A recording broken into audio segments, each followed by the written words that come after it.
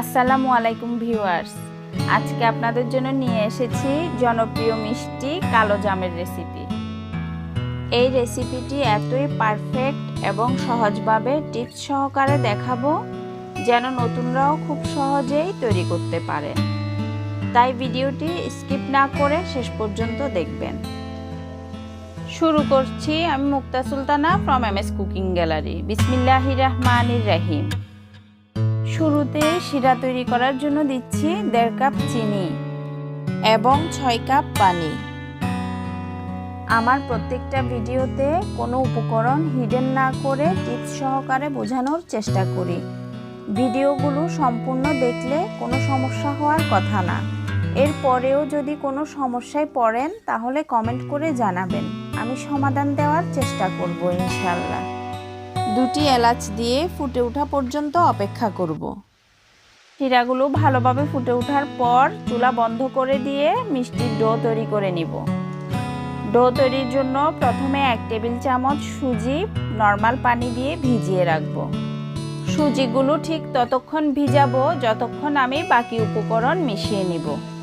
এখন নিয়েছি 1 cup full cream গুঁড়ো দুধ। অবশ্যই ফুল ক্রিম গুঁড়ো দুধ ব্যবহার করার চেষ্টা করবেন, এতে মিষ্টি ভালো হয়। সাথে দিয়েছি 1 টেবিল চামচ ময়দা এবং 1 চা চামচ বেকিং পাউডার।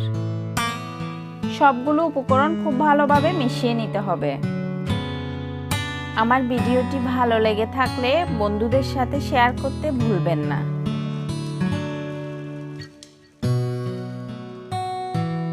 এখন একটি ডিমের সাথে আধা চা চামচ চিনি এবং 1 টেবিল চামচ ঘি দিয়ে খুব ভালোভাবে ফেটিয়ে নিব।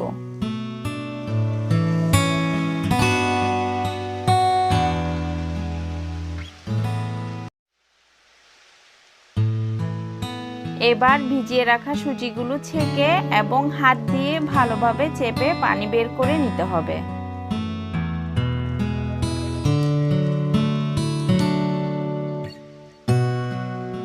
পানি বের করে নেওয়ার পর সুজিগুলো দেখতে এরকম ছানার মতো মনে হবে।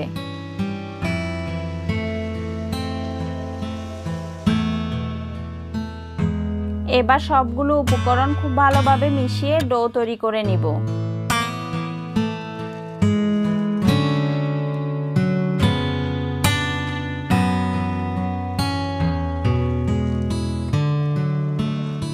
প্রথমে ডোটা এরকম একটু স্টিকি হবে, এতে চিন্তা করার কোনো কারণ নেই, কারণ 2-3 মিনিট পরই এটা সেট হয়ে যাবে।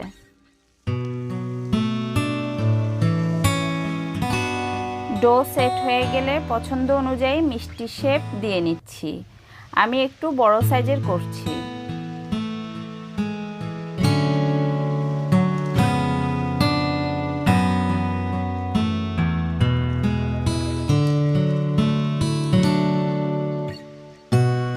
মিষ্টিগুলো একটু বড় সাইজের করাতে এখানে 10টি হয়েছে।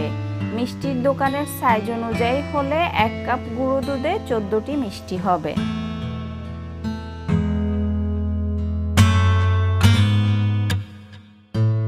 মিষ্টিগুলো ভাজার জন্য পরিমাণ মতো রান্নার তেল নিচ্ছি। তেল এমনভাবে নেবেন যাতে মিষ্টিগুলো ভেসে ওঠার জন্য যথেষ্ট জায়গা পায়। তেল হালকা গরম হলেই চুলার আঁচ পুরোপুরি লো করে দিয়ে একে একে সবগুলো মিষ্টি দিয়ে দিতে হবে। এই পর্যায়ে মিষ্টিগুলো কোনোভাবেই নাড়াচাড়া করা যাবে না। নাড়াচাড়া করতে গেলেই মিষ্টিগুলো ভেঙে যাবে। দেখতে পাচ্ছেন মিষ্টিগুলো কিন্তু আপনা আপনি ভেসে উঠেছে এবং নিজে নিজেই ঘুরপাক খাচ্ছে। এভাবে নিজে নিজে ঘুরপাক খেতে খেতে মিষ্টিগুলো যখন ফুলে উঠবে ঠিক তখনই চুলার আঁচ সামান্য বাড়িয়ে মিডিয়াম লো করে দিতে হবে।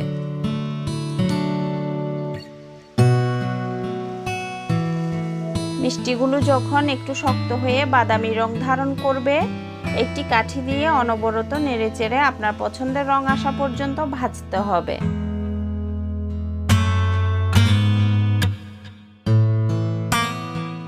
দেখুন আমার মিষ্টিগুলো কালো জাম মিষ্টি তৈরির জন্য পারফেক্ট কালার এসে গেছে।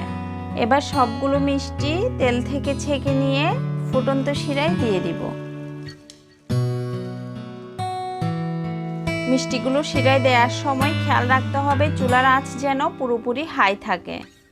ভাবে 5 মিনিট রান্না করব।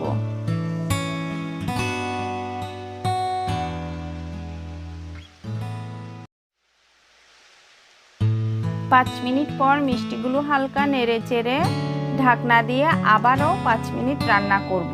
এই সময়ে চুলার আঁচ সামান্য কমিয়ে মিডিয়াম করে দিতে হবে।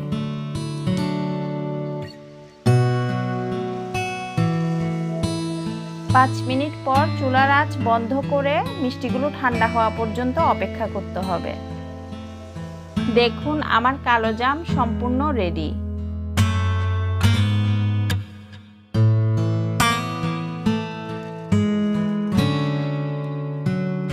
এই মিষ্টিগুলো চাইলে শিরা সহ পরিবেশন করতে পারেন, আবার চাইলে মাওয়ায় গড়িয়েও পরিবেশন করা যাবে। আমি মাওয়ায় গড়িয়ে পরিবেশন করছি।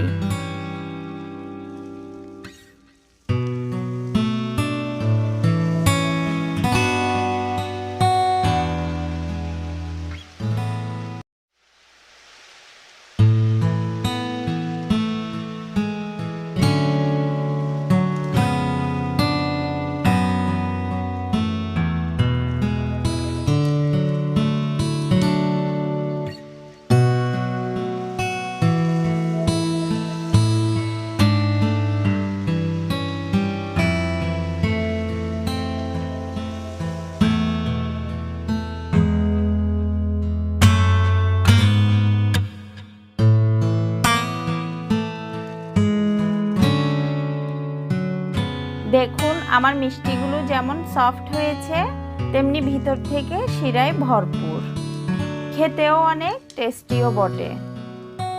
আপনারাও তৈরি করে আমাকে কমেন্ট করে জানাবেন খেতে কেমন হয়েছিল। এই আশা রেখে আজকের মতো বিদায় নিচ্ছি। আল্লাহ হাফেজ।